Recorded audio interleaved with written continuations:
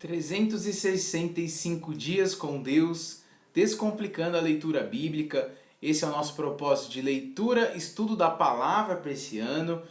Chegamos ao 41º dia de estudos da palavra.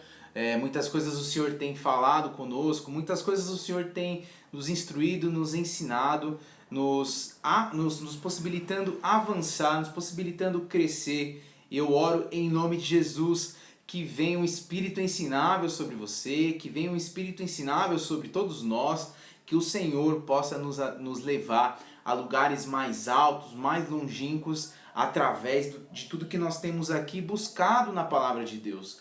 Eu creio que a melhor e maior fonte que nós podemos beber, a maior fonte que nós podemos nos lançar, nos jogar, é na palavra de Deus, é na palavra daquele que tudo criou, daquele que tudo se fez possível através da sua palavra. A maior demonstração de poder que Deus nos traz é através da sua palavra. Através da palavra dele, tudo se criou, a terra foi feita, o que não tinha forma criou forma, o que não tinha vida criou vida. Então, a palavra de Deus, receba isso no seu espírito, a palavra de Deus, ela é o fator que pode transformar as nossas vidas. Ela é o fator que pode nos levar a uma nova realidade, a um novo caminho. Então, não perca tempo. Se você está chegando agora, se você está vendo esses vídeos pela primeira vez, se alguém de repente está enviando esse link para você, você está chegando aqui no propósito, talvez não esteja entendendo muito bem o que está acontecendo. Todos os dias, desde 1º de janeiro, nós começamos aqui estudando a Palavra de Deus, uma média de 3 capítulos por dia, alguns dias específicos. Nós lemos 4 capítulos, mas todos os dias tem um vídeo aqui, eu coloco um vídeo aqui baseado no estudo do dia e trazendo ministrações, trazendo um estudo referente a essas leituras do dia. Então, de janeiro, desde 1º de janeiro até dia 31 de dezembro desse ano, nós vamos estudar a Bíblia por completo. Talvez aí você já tenha lido a Bíblia, mas não de uma maneira completa, não de uma maneira ali seguida. Eu te convido a participar disso, eu te convido a colocar esse propósito diante do Senhor. Eu tenho certeza que Deus vai transformar a sua história, que Deus vai transformar a sua vida, que Deus vai transformar a sua caminhada. Eu oro e libero isso aqui em nome de Jesus, que há uma vida nova sobre você, virá uma vida nova sobre você, a partir do momento em que você estudar as Escrituras, elas vão saltar, elas vão ser tatuadas aí no teu coração. Receba isso em nome de Jesus. Essa é a nossa oração para o nosso dia. Amém? Então, ontem nós chegamos aqui, nós lemos até o capítulo 13 do livro de Números.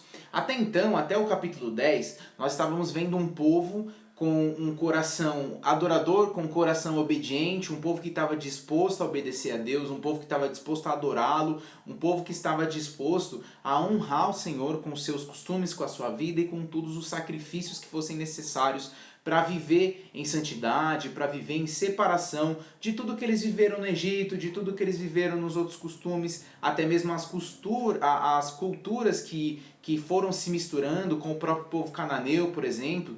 Era um povo ali que Deus trazia assim, grande repúdio em referência aos comportamentos e ao estilo de vida deles, mas que do capítulo 10 em diante nós vamos começar a ver aqui a velha natureza do povo, a velha natureza daquela comunidade voltar a se manifestar. Eles começam a murmurar, eles começam a reclamar, eles começam a cobrar a Moisés e automaticamente cobrar a Deus por coisas que eles sentem faltas. E muitas vezes começa aqui a se manifestar a raiz de ingratidão no meio do povo. Aqui começa a se manifestar a raiz de ingratidão, aqui começa a se manifestar as carnalidades do povo, a falta de gratidão, a falta de amor e reconhecimento até mesmo da glória de Deus, a indiferença com tudo que Deus está fazendo por eles, começa a se manifestar. Então hoje, no nosso estudo aqui, nós vamos estudar, nós vamos ler, nós vamos esmiuçar aqui os capítulos 14 a 16 do livro de Números. A nossa leitura, nós vimos aqui no livro de Números o quanto o povo está sendo motivado a avançar em direção ao seu propósito, avançar em direção às suas promessas. Isso fala muito comigo, isso fala muito com você. Receba no seu espírito de que há promessas de Deus sobre nossas vidas, há promessas do Senhor sobre nós. Deus ele tem propósitos na minha, na sua vida. Deus ele quer abençoar não somente a minha vida, mas pessoas, gerações que vão fazer parte dessa bênção por intermédio da resposta que eu dou. Então, quando nós começamos a entender os princípios de Deus, quando nós começamos a entender os princípios do reino, nós vamos entendendo que não se trata somente da minha vida. A minha vida ela é um instrumento, a minha vida ela é algo poderoso e precioso nas mãos do Senhor, e glória a Deus por isso, porque olhando friamente, nós não merecíamos essa graça, nós não merecíamos essa manifestação de misericórdia e graça da parte do Senhor, e mesmo assim Ele decide usar as nossas vidas para fazer com que outras gerações sejam alcançadas. Agora, existe um porém muito interessante, um parâmetro muito importante que esse livro de Números traz aqui, é que para que isso aconteça, eu tenho que dar uma resposta ao Senhor. Eu tenho que dar uma resposta a Deus diante de tudo que Ele está querendo propor na minha vida. Eu entendo aqui que há promessas sobre mim, há promessas sobre vocês, e Deus não vai me obrigar para que essa promessa se cumpra. Existe uma resposta que eu tenho que dar, existe um sacrifício, existe uma recompensa também que eu entrego ao Senhor. Essa recompensa é a minha resposta em retidão, em adoração, em comprometimento com o reino. Por quê? Quando essas pessoas elas começam a dar uma resposta contrária às vontades de Deus, quando elas começam a caminhar de maneira contrária, automaticamente elas vão fazendo com que o Senhor passe essa bênção, passe essas promessas para uma próxima geração. É triste demais ver um povo que foi liberto como esse povo aqui foi. É triste demais ver um povo que viveu tamanha manifestação da presença, da glória, do cuidado, do amor de Deus sobre eles, e mesmo assim eles não herdarem a terra prometida. Então isso é uma coisa que nós vamos ver aqui hoje. Nós vamos ver aqui o quanto esse povo se volta contra Deus, o quanto esse povo abre mão dos propósitos de maneira involuntária, mas acaba abrindo mão da bênção e do propósito que eles tinham por coisas que não fariam diferença. Muitas vezes a promessa de Deus, muitas vezes a bênção, o propósito de Deus ele é abandonado por coisas que são superficiais, por vontades momentâneas, por uma questão ali que talvez às vezes a gente coloque como uma preferência, coloque como algo que seja importante, mas que é algo passageiro. Então nós temos que realmente, esses capítulos de hoje vão trazer para nós um senso de alinhamento de propósitos em relação à nossa vida com Deus. Então, sem maiores enrolações, vou olhar brevemente as palavras, mas sem maiores enrolações, vamos direto para a palavra. Números capítulo 14, então nós vimos aqui no capítulo 13, terminamos a leitura de ontem com Moisés dando uma missão. Moisés ele levanta ali um líder de cada tribo, ele envia, ele faz ali uma missão, ele envia esses líderes para espionar a terra de Canaã, ver como que era a vida do povo, ver como eram seus habitantes, ver como era a terra, o que produzia, quais eram os seus frutos, quais acessos eles teriam, por onde eles chegariam, quais seriam o melhor caminho para chegar, quais seriam os pontos fortes, os pontos fracos. A intenção aqui de Moisés é traçar uma estratégia para poder avançar e tomar a terra de Canaã. Vale lembrar que eles fizeram um censo, Números capítulo 1, eles fazem um censo geral do povo, cada líder de uma tribo é levantado para ajudar Moisés a fazer esse censo, eles separam o povo para ter um exército. Agora o povo de Israel passa a ter uma força militar também, homens de 20 anos para frente são separados para essa função no exército. Somente a tribo de Levi não entra nesse censo. A tribo de Levi, ela foi substituída ali pelos primogênitos que Deus antes havia consagrado desde a época da Páscoa. Então a tribo de Levi agora passa a ser a tribo consagrada a viver pelo Senhor. Eles vivem somente para o sacerdote. O censo da tribo de Levi é diferente, as funções são diferentes. Então esses 12 líderes, esses 12 homens separados para viver, para irem nessa missão de espionagem, eles voltam e eles trazem um diagnóstico extremamente negativo. Agora, nós não entramos muito a fundo nesse diagnóstico, mas nós vimos que foi tomada ali uma rebelião pelo povo. Eles começaram a trazer um diagnóstico negativo e isso começa a contaminar um povo que já estava demonstrando os seus sinais de rebeldia, os seus sinais de contendas, os seus sinais ali de contaminação em termos de palavras, em termos de atitude, em termos de honra diante da liderança e principalmente com Deus. E aí nós entramos no capítulo 14, dado aqui o pano de fundo dos últimos capítulos, nós entramos no capítulo 14 com a revolta desse povo. Então, olha como começa. Começa dizendo aqui no versículo 1 que naquela noite toda a comunidade começou a chorar em alta voz. Então, após aqueles difamadores, aquele relatório difamador, aquele relatório contenduoso ali que o povo ouviu dos 10 líderes ali da tribo, 10 líderes que tiveram uma visão extremamente negativa, sem perspectiva da presença e da promessa de Deus sobre eles, essas 10 pessoas que trouxeram esse relatório ao povo, faz com que o povo comece a temer, com que o povo comece a chorar, com que o povo comece a se entristecer. Isso aqui não aconteceu, isso não aconteceu apenas por causa da atitude ofensiva dos espias, mas especialmente pela frustração que causou no sonho daquele povo de herdar uma terra. Eles acreditavam, mas eles se esqueceram que o próprio Senhor tinha feito uma aliança com eles, onde a bênção do Senhor estaria sobre eles, onde o Senhor daria a vitória sobre os inimigos e onde o Senhor seria provisão para a vida deles. Eles se esqueceram disso quando eles começaram a ver as dificuldades que enfrentariam para vencer esse inimigo. E muitas vezes isso é uma realidade na minha vida, muitas vezes isso é uma realidade na sua vida. Quantas vezes você começa a murmurar, a se entristecer ou se abater diante de um problema, esquecendo das promessas e da aliança que Deus tem na sua vida? Olha a importância que tem no nosso dia a dia de lembrarmos das promessas e da aliança que o próprio Senhor firmou conosco. Esse povo aqui, ele ouviu do próprio Senhor, ele viu acontecendo coisas aqui incríveis da parte de Deus para que eles fossem livres, para que eles pudessem ser separados, que eles fossem realmente o povo consagrado a Deus, e mesmo assim, eles começam a desacreditar disso baseado num relatório negativo que fizeram. O medo, ele paralisa o sonho de Deus nas nossas vidas. E olha o que esse povo está acontecendo aqui. Ele começa a murmurar. Ele começa a trazer grande insatisfação no meio do povo.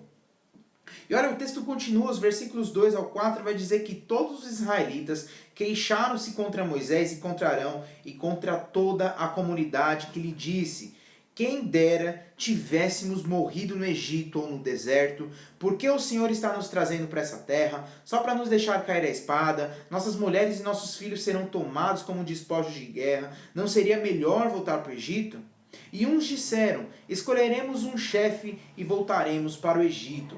Olha o tamanho da desonra que eles começam a trazer sobre Moisés, olha o tamanho da desonra que eles começam a trazer sobre Arão, sobre todos os sacerdotes, sobre todos os líderes. Eles começam a murmurar, falando que seria melhor se tivessem ficado no deserto, se tivessem morrido. Eles começam já a dar uma sentença de derrota, onde a batalha ainda nem aconteceu. O medo desse povo faz com que eles coloquem sobre si uma sentença de derrota, onde Deus já tinha decretado profeticamente a vitória. Olha o poder que tem quando nós estamos com a nossa fé, quando nós estamos distante da fé necessária para viver os propósitos de Deus. Esse povo começa a murmurar, ele começa a trazer ali uma realidade que não existe. Deus jamais disse que eles ficariam só. Eles começaram a se queixar contra Moisés. Eles concordaram em escolher um novo líder. Que absurdo! Nós vimos essa história, nós vamos ver esse tipo de comportamento acontecendo sobre o povo de Israel por algumas e algumas seguidas vezes. Talvez um dos casos mais emblemáticos, aonde o povo começa a agir com ingratidão a Deus. Mais pra frente nós vamos estudar essas histórias, mas uma história extremamente famosa, quando Deus começa ali, o povo começa a reclamar a Deus e começa a querer um novo líder. Então eles pedem a Deus e Deus vai lá e permite, na época, nos dias de Samuel, Deus vai lá e eles levantam Saul como um líder, como um rei. E aí nós sabemos já, provavelmente você já conhece essa história, nós vamos entrar lá na frente no estudo dela, mas é uma história polêmica, por quê? Porque quando o povo decide fazer algo contra a vontade de Deus e contra o cuidado que Deus está tendo com eles, automaticamente eles vivem uma sentença de fracasso. E aí a história vai se desenvolvendo. Eles falam aqui para escolher um novo líder, e o versículo 5 diz que Moisés, Arão, prostram-se o rosto em terra diante de toda a assembleia dos israelitas. Josué, filho de Num, e Caleb, filho de Jefoné, dentre os que haviam observado a terra, rasgaram as suas vestes e disseram a toda a comunidade israelita: a terra que percorremos em missão de reconhecimento é excelente. Se o Senhor se agradar de nós, ele nos fará entrar nessa terra onde manam leite e mel, e a dará a nós. Se o Senhor se agradar de nós, versículo 8, ele nos dará essa terra onde manam leite e mel, e a dará a nós. Olha a diferença das palavras de homens que foram à mesma missão.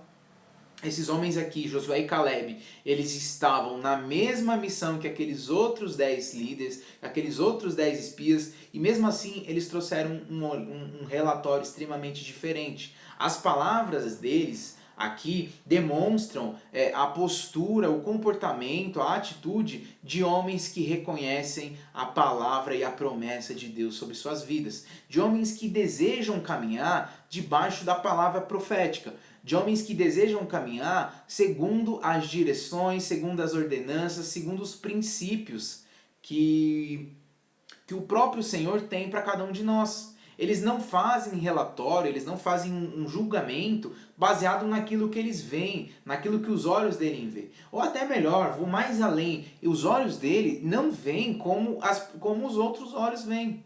Por quê? Eles estão com a mente conectada, com a mente cativa aos planos do Senhor.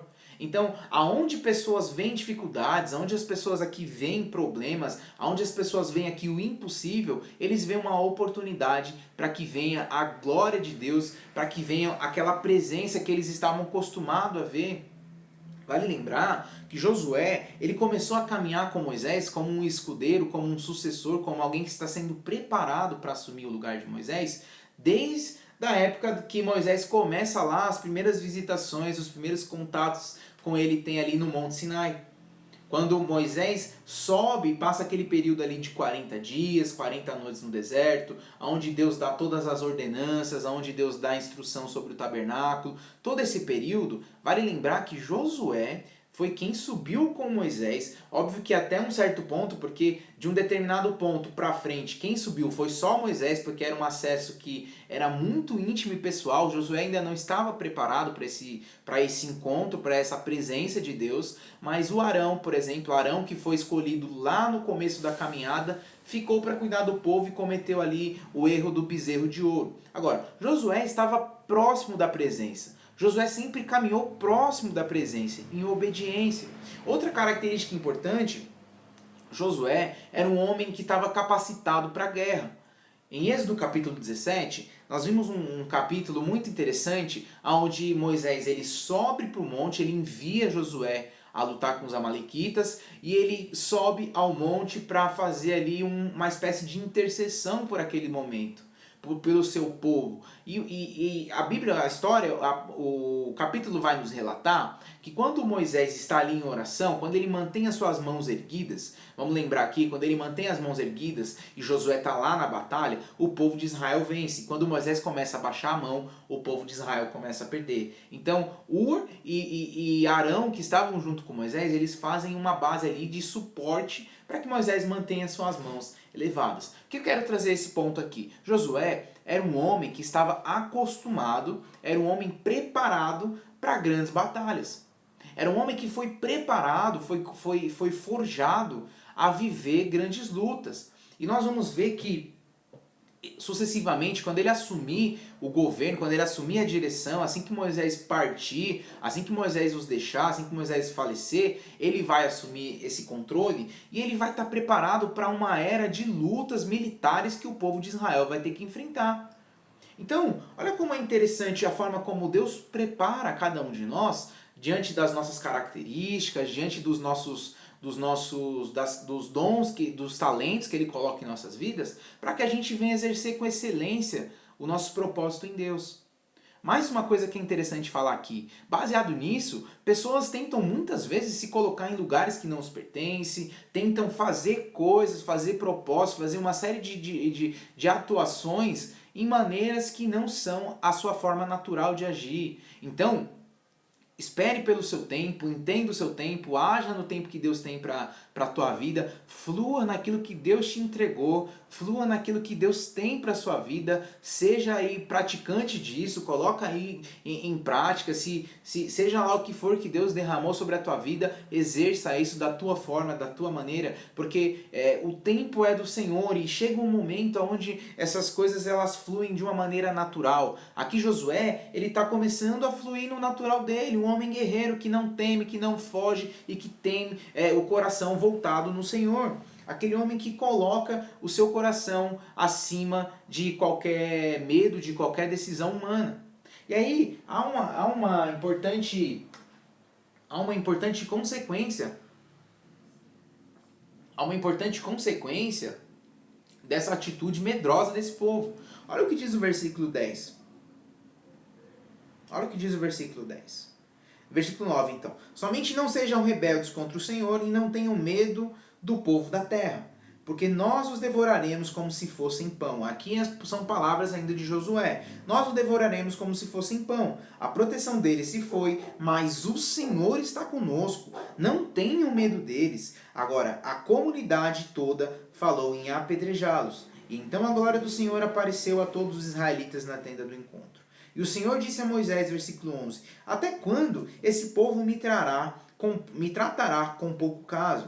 Até quando se recusará a crer em mim, apesar de todos os sinais que realizei entre eles? Os ferirei com praga e os destruirei, mas farei de você uma nação maior e mais forte do que eles. Então, olha as consequências que aconteceram. Josué trouxe um relatório positivo, um relatório otimista, um relatório de avanço, e o povo ficou contra. Porque naturalmente, assim como nos nossos dias, assim como nos dias atuais, a grande parte da população, a maior parte do povo, está acostumado a viver e aceita relatórios negativos sobre a sua vida. Sempre que você tenta trazer algo diferente, pode experimentar isso aí na sua vida. Talvez você já tenha passado por N situações, inúmeras situações sobre isso. Se você ainda não passou, observa, porque infelizmente é um padrão natural do ser humano. Quando você começa a trazer relatórios negativos, uma atitude pessimista ou uma sentença de derrota, o ser humano tende a aceitar muito mais fácil. Trazendo hoje para a nossa relação, por exemplo, na igreja, as pessoas costumam aceitar muito mais fácil as derrotas, as quedas, os medos, as insatisfações, a incapacidade, começa a colocar aí como obras do inimigo, começa a colocar aí como situações a qual são levantes, são dificuldades, mas é muito mais fácil para essas pessoas acreditarem nisso do que acreditarem em romperem para atraírem um milagre, para atraírem o sobrenatural, para fazerem algo novo, para se aventurar, para cumprir o id, para cumprir o fazer de discípulos, para cumprir o sobrenatural de Deus. Olha aqui a relação que esse povo faz. O povo começa a trazer uma sentença. Primeiro o povo começa a falar assim, ele cogitou a apedrejar Josué e Caleb pelo discurso positivo que eles trouxeram. Agora, a consequência disso é que a glória de Deus, ela aparece com o objetivo de salvar a vida desses servos, e aí o Senhor vem colocando um questionamento. Por que, que o povo aqui começou a trazer essa palavra de contrário contra o Senhor? Porque eles não acreditam em Deus. O Senhor começa a se manifestar aqui de maneira negativa agora contra o povo. O Senhor estava cansado, o Senhor ele promete aqui, ele fala de destruir o povo, de fazer uma nova nação a partir de Moisés. E aí, mais uma vez, Moisés ele vem com aquela atitude intercessória dele. Versículos 13 ao 19 vai mostrar aqui essa fé aqui de Moisés, essa intercessão dele. Nós vimos esse exemplo de intercessão, por exemplo, começando lá com Abraão. Quando ele começa a interceder pelo povo de Sodoma, a cidade onde o seu sobrinho Ló estava, e ele falou, poxa Deus, mas se tiver algum justo lá, não faz isso com eles, não destrua eles, tenha misericórdia, tenha piedade. Nós vamos ver Moisés tendo essa figura aqui muitas vezes. Então, Moisés ele vem, ele intercede por esse povo.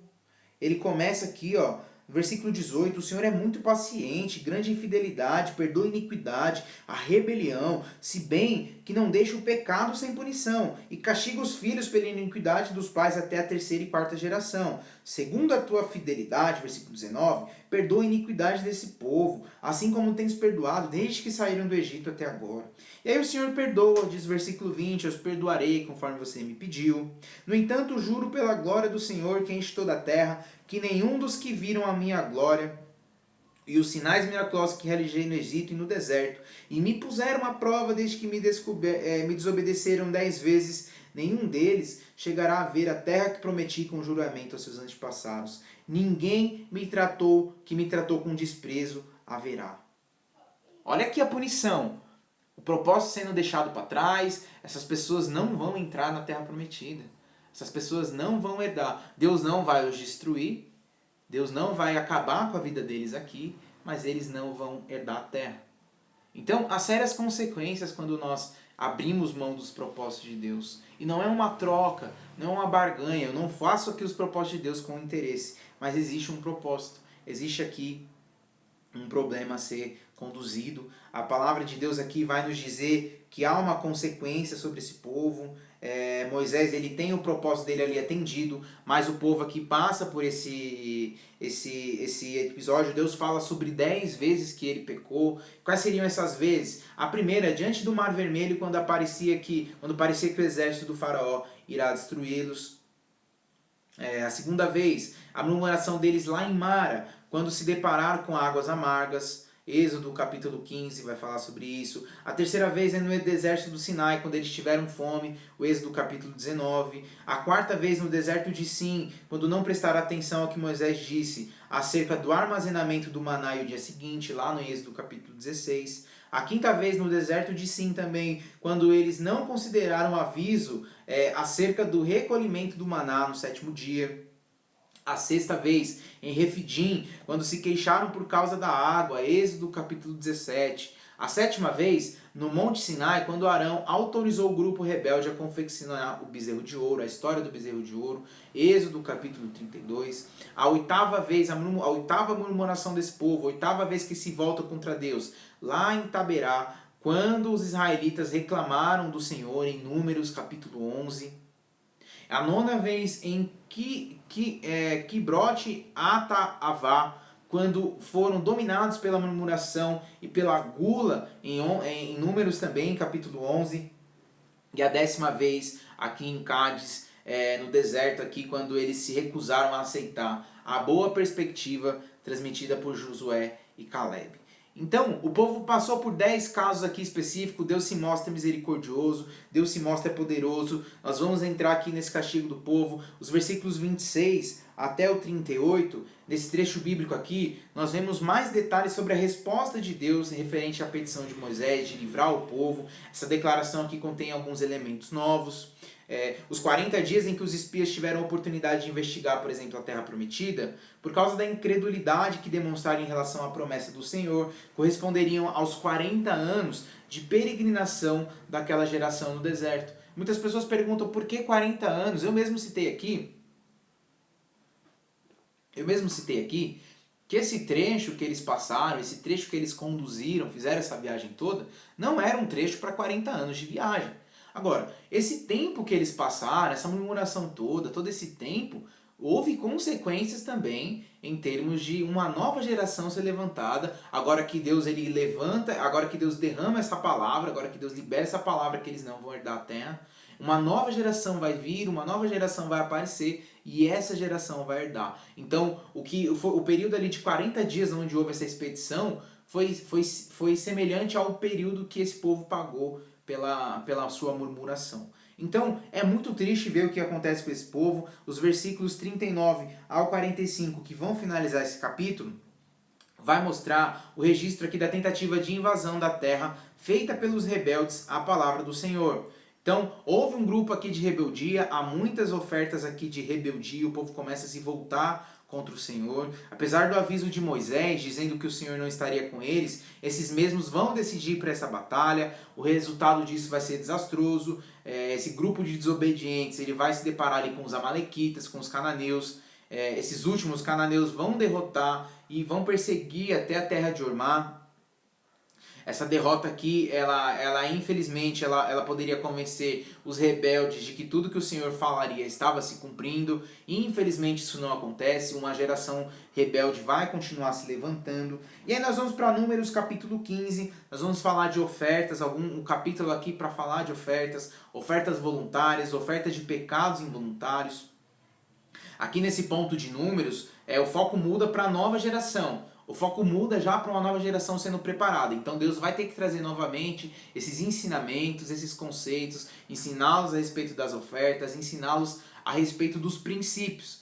Vale lembrar que Deus ele não trouxe a morte sobre essa geração atual, mas ele já abriu mão, ele já sabe que essa geração aqui não vai entrar na Terra Prometida, essa geração não serve para viver esse novo caminho. Então ele vai preparar, ele vai voltar suas atenções, os seus olhos, a sua energia toda em preparar essa próxima geração. A palavra do Senhor, quando entrares na terra, podem parecer inadequadas depois desses acontecimentos aqui narrados nos últimos capítulos, nos capítulos 13 e 14. Agora, Deus, ele não rejeitou por completo os israelitas. A segunda geração, ela de fato ela vai entrar na terra que seus pais recusaram, ela vai viver os propósitos que eram dos seus pais. Então, muito cuidado, muito cuidado.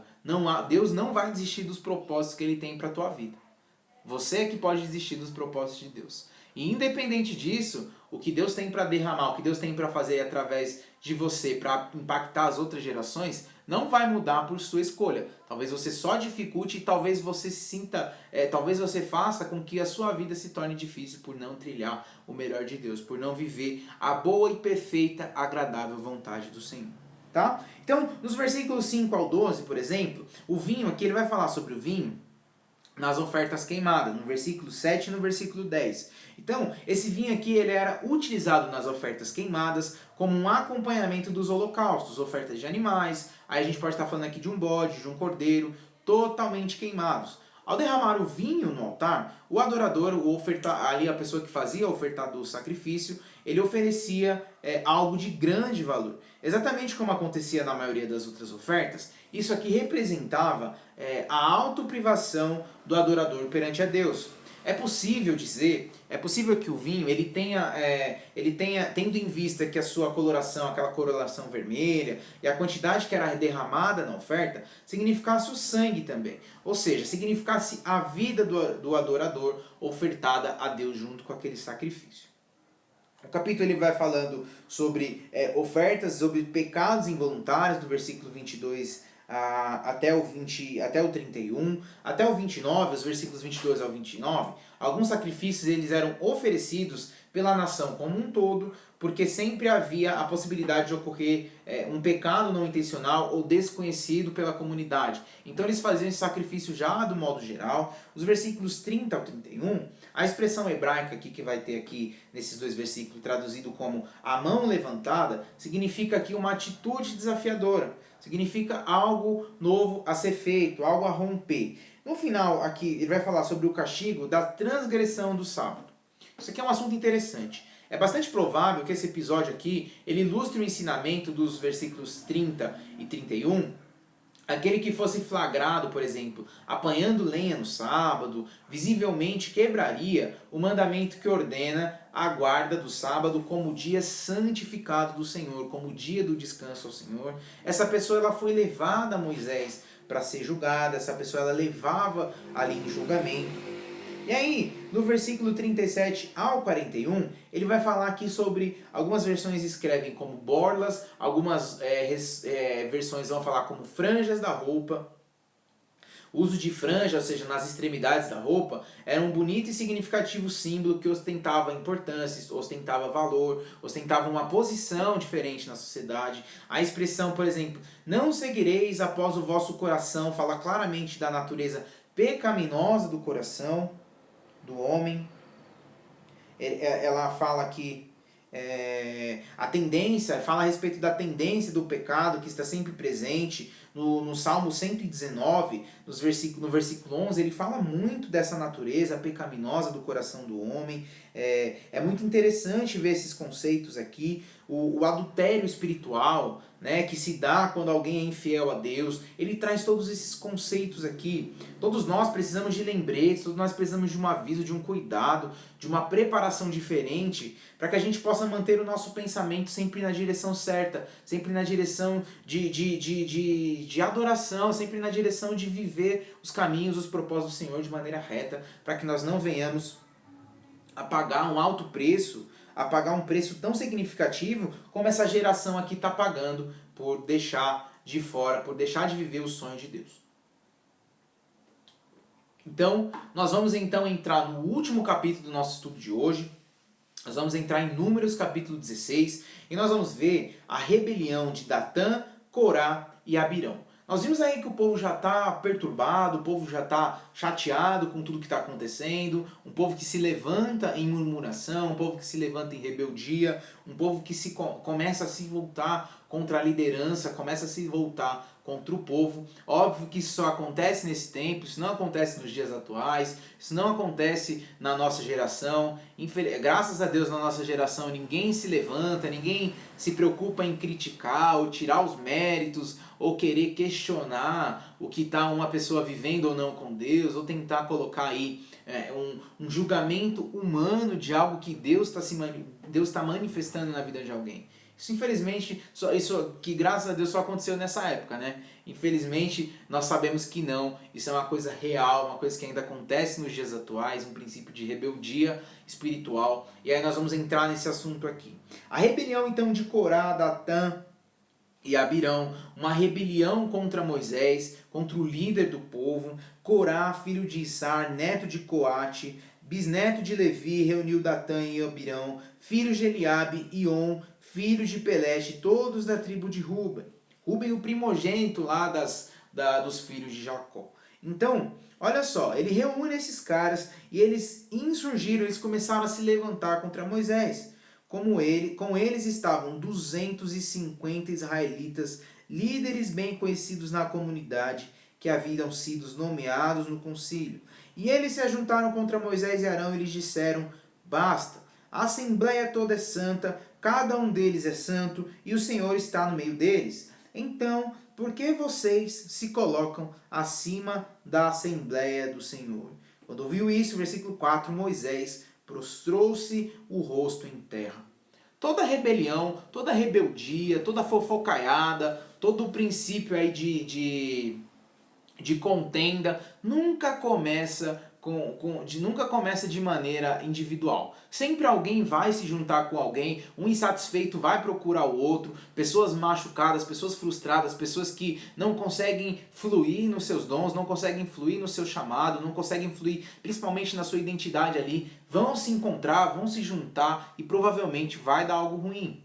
Tá? Vale lembrar lá no começo da história, antes mesmo da gente entrar nisso tudo aqui, nós vimos que houve rebelião no céu, houve os próprios, o Satanás ali, Lúcifer, ele se volta contra o Senhor, ele tenta, ele enxerga ali todo mundo como santo, ele acha que ele pode sentar no trono de Deus, ele junta ali uma terça parte ali dos anjos e começa a criar aquela rebelião. Houve guerra no céu, a palavra de Deus nos diz que houve guerra no céu, eles foram expulsos, eles perderam a sua beleza angelical, eles não perderam ali a sua criatura, a forma de ser criatura angelical, mas perderam a sua beleza, perderam a sua identidade, se descaracterizaram e eles começaram a querer destruir a humanidade a partir disso, começaram a corromper e frustrar a humanidade que agora tem a oportunidade de adorar a Deus como Criador, como filhos, coisa que antes ele tinha oportunidade e não honrou. Então olha o que começa a acontecer. Rebeldes vão se juntando e começam a questionar a liderança de Moisés. Esses aliados aqui eles se juntam contra Moisés, Arão, da mesma forma que a própria irmã de Moisés, que Miriam, ela fez com Arão lá no capítulo 12. Se junta e começa a questionar, começa a querer colocar ponto ruim, começa a querer tomar o lugar da pessoa. Isso é muito perigoso. Isso é muito perigoso porque não há pessoa, Deus não levanta o seu povo, não levanta líderes no meio do seu povo para que um seja melhor do que o outro. Existe aqui um senso de comunidade. Não é mais importante um homem do que a própria presença de Deus. O foco não é o homem. E infelizmente, até mesmo nos dias atuais, pessoas ainda olham para o homem vislumbrando algo que tem que ser visto no Senhor. As pessoas não têm que olhar para um homem, para um adorador, para um pastor, para um pregador. As pessoas não têm que transferir a idolatria de imagens para pessoas. E é o que está acontecendo aqui, está havendo uma transferência de um pensamento idólatra. Eles estão achando que ser colocado como um líder, como alguém que conduz, que está à frente, é mais importante do que os outros. O coração já está contaminado. E a palavra de Deus diz que o coração é enganoso e também que onde está o nosso coração, está os nossos tesouros. Olha como esses homens estão se achegando aqui na presença de Deus. Datã e Abirão, eles não estavam satisfeitos com a função que Deus tinha dado para ele nos serviços do tabernáculo. Eles já eram pessoas que viviam o serviço do sacerdócio. Então eles começaram a decidir reclamar do seu sacerdócio e dessa forma os homens também se colocaram contra Arão, além deles estarem também contra Moisés. Olha o que diz aqui do versículo 5. Depois disse a Corá e todos os seus seguidores: pela manhã, o Senhor mostrará a quem ele pertence e fará aproximar-se daquele que é santo, o homem a quem se escolher. Você, Corá, e todos os seus seguidores deverão fazer o seguinte: peguem incensários e amanhã coloquem neles fogo e incenso perante o Senhor. Quem o Senhor escolher será o homem consagrado.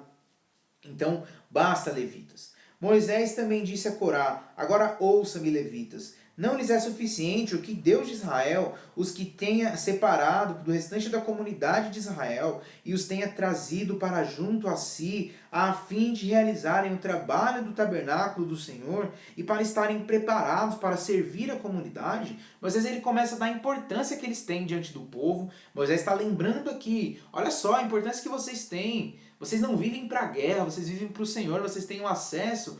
Vocês têm uma posição de liderança diante do povo, um acesso que o povo não tem. E eles continuam falando, a revolta deles é grande, o coração contaminado pela revolta. Olha o que diz o versículo 11. É contra o Senhor que você e todos os seus seguidores se ajuntaram. Quem é Arão para que se queixem contra ele? Então Moisés mandou chamar Datã, Abirão, filho de Eliabe, mas eles disseram: não, nós não iremos. Não lhe basta nos ter tirado de uma terra onde manam leite e mel para matar-nos no deserto? E ainda quer se fazer chefe sobre nós? Olha o conceito, olha aqui como esse povo está contaminado, olha o coração desses homens, como está perdido. Eles estão aqui tomados por esse sentimento de ingratidão. Eles estavam buscando uma posição mais alta na escala divina, como se isso houvesse, como se isso acontecesse. Na verdade, eles estavam desprezando o que Deus tinha feito por eles, eles estavam desprezando o lugar que Deus tinha colocado. A resposta de Moisés, ela foi perfeita. Pouco é para vocês acham que vocês estão poucos, vocês acham que estão em lugar qualquer? Os rebeldes eles deviam ter percebido o quão maravilhoso foi o que Deus tinha entregue na mão deles, o privilégio que eles tinham. E quantas pessoas hoje estão num ministério, estão num serviço, estão aí dentro de uma função no reino, dentro de uma função na igreja e se sentem menosprezados por não estarem fazendo o que elas desejariam fazer. Quantas pessoas que foram chamados, têm um talento, por exemplo, para viver na adoração, mas elas querem viver um outro talento, porque elas vislumbram como se isso fosse mais importante que a outra. Eu disse ontem no último vídeo, eu volto a lembrar, o apóstolo Paulo nos diz em 1 Coríntios capítulo 12, 1 Coríntios capítulo 12, que há uma junção de talentos, há uma junção aonde Deus dá para cada um conforme ele deseja, conforme ele planejou, e que esses talentos se complementam, que a igreja ela é o corpo de Cristo, onde Cristo, o próprio Senhor, que Jesus é o cabeça de todos nós como igreja. Então, não há parte mais importante que a outra, não há serviço mais importante que o outro, não há unção mais importante que a outra, não há talentos mais importantes que outros. Todos se complementam. Há um lugar onde Deus tenha te plantado, há um propósito para Deus tenha derramado sobre a sua vida, e isso é essencial para o reino. É essencial para o reino. Não queira tomar o lugar de outra pessoa, não queira estar num lugar, não queira carregar um fardo que não te pertence.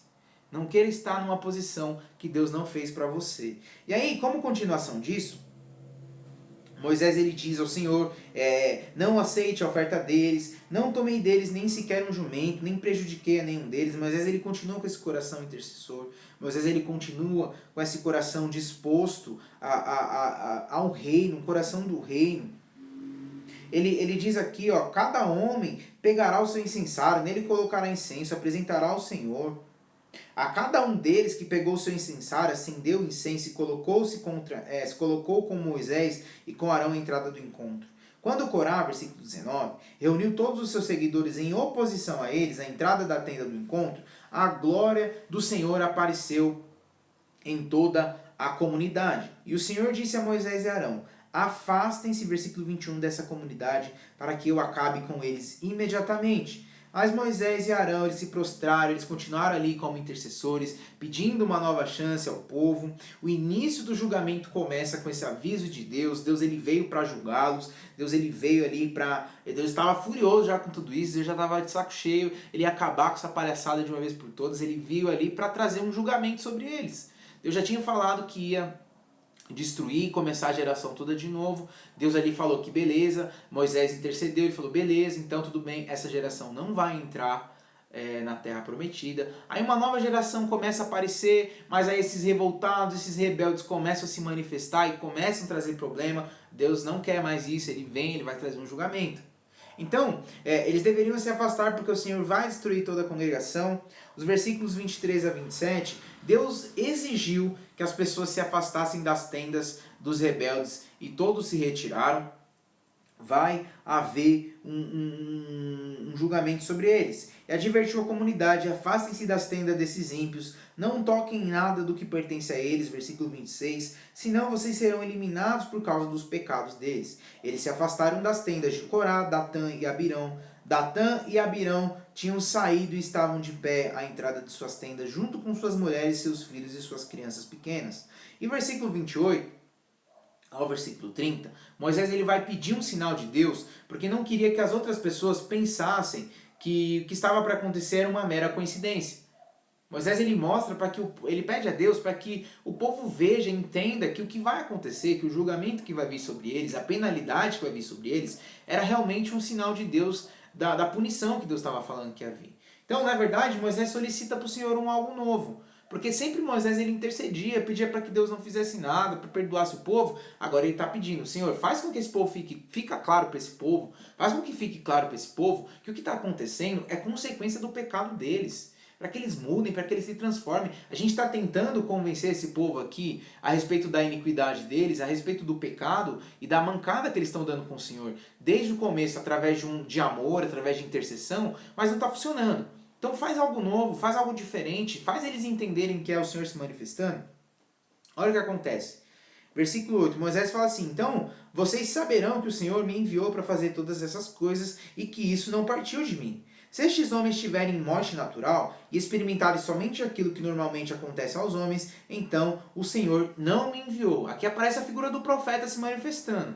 Olha lá o que ele vai dizer. Mas, se o Senhor fizer acontecer algo totalmente novo e a terra abrir a sua boca e os engolir junto com tudo que é deles, e eles descerem vivos ao Sheol ou às profundezas, algumas versões dizem as profundezas, algumas versões dizem sobre o Hades, o lugar ali dos mortos, o lugar do mundo dos mortos, algumas pessoas colocam esse lugar até como as profundezas do inferno. Então vocês saberão que estes homens menosprezaram o Senhor. E assim que Moisés, versículo 31, acabou de dizer tudo isso, o chão debaixo deles fendeu-se e a terra abriu a sua boca e o engoliu juntamente com as suas famílias, com todos os seguidores de Corá e com todos os seus bens. Desceram vivos à sepultura com tudo o que possuíam. A terra fechou-se sobre eles e pereceram diante da assembleia. E diante dos gritos de todos os israelitas ao redor fugiram, gritando: a terra vai nos engolir também.